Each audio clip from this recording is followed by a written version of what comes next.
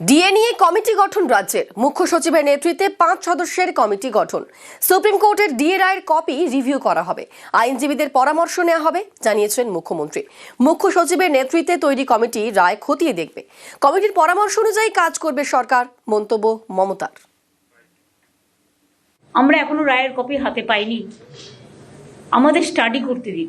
সেই জন্য আমরা এটা স্টাডি করে লয়ারদের সাথে কথা বলে আমরা অলরেডি একটা নেক্সট কোর্স অফ অ্যাকশনের জন্য একটা কমিটি তৈরি করেছি চিফ সেক্রেটারির নেতৃত্বে।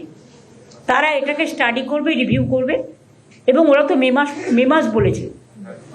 তার আগে আমাদের তো 5 জনের কমিটি করে দেওয়া হয়েছে, এবং তারা কথা বলে তারা যেভাবে বলবে আমরা সেভাবে চলবো। শুনুন, অনেক রাজ্য আছে, কোনো রাজ্যে পেনশন পায় না, একমাত্র বাংলা পায়। সরকারি কর্মচারীরা ক্যাশলেস বেনিফিট কোথাও নেই, একমাত্র পশ্চিমবাংলায় আছে। পশ্চিমবাংলা যে সুযোগ পায় কেউ পায় না। আমি যদি পেনশনটা না দিই আমার কত টাকা বেঁচে যায় বলুন তো?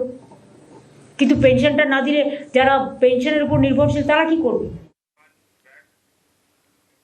ভোটের আগে ডিএ মামলার রায়ে রাজনীতির চর্চা। এই জাজমেন্টকে আমরা ওয়েলকাম করি এবং আমরা সবাই এই ন্যায্য অধিকার ডিএর দাবিতে সর্বস্তরের দলমত নির্বিশেষে কর্মচারী, শিক্ষক, পেনশনার্স, পুলিশ কর্মী সবার সঙ্গে ছিলাম।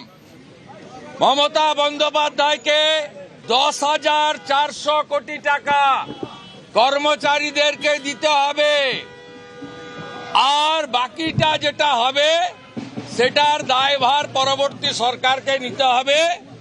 এবং ভারতীয় জনতা পার্টি কথা দিতে পারে, বিজেপি সরকার এলে, বিজেপি সরকার আপনারা আনলে আমরা সুপ্রিম কোর্টের জাজমেন্টকে মর্যাদা দিয়ে আপনাদের সুপ্রিম কোর্টের যে রায় তাকে কার্যকর করব। সুপ্রিম কোর্ট ঘুরিয়ে বুঝিয়ে দিল যে রাজ্যকে বঞ্চনা করেছে কেন্দ্রীয় সরকার। সুপ্রিম কোর্ট বলেছে 25% দিতে, কেন 100% বললো না সুপ্রিম কোর্ট?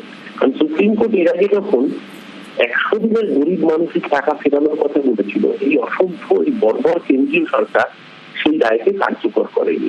আমরা বোঝা যাচ্ছে যে বাংলার গরিব মানুষের বিরুদ্ধে শুভেন্দু অধিকারী এবং তার দল।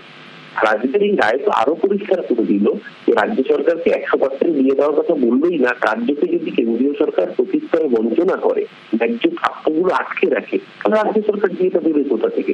বরং সুপ্রিম কোর্টের এই অবজারভেশন আরো বেশি করে প্রমাণ করলো যে কেন্দ্রীয় সরকার আসলে কতটা যুক্তরাষ্ট্রীয় কাঠামো এবং রাজ্য সরকার বিরোধী। এটা কার্যত ঘুরিয়ে ওদের গালেই থাপ্পড়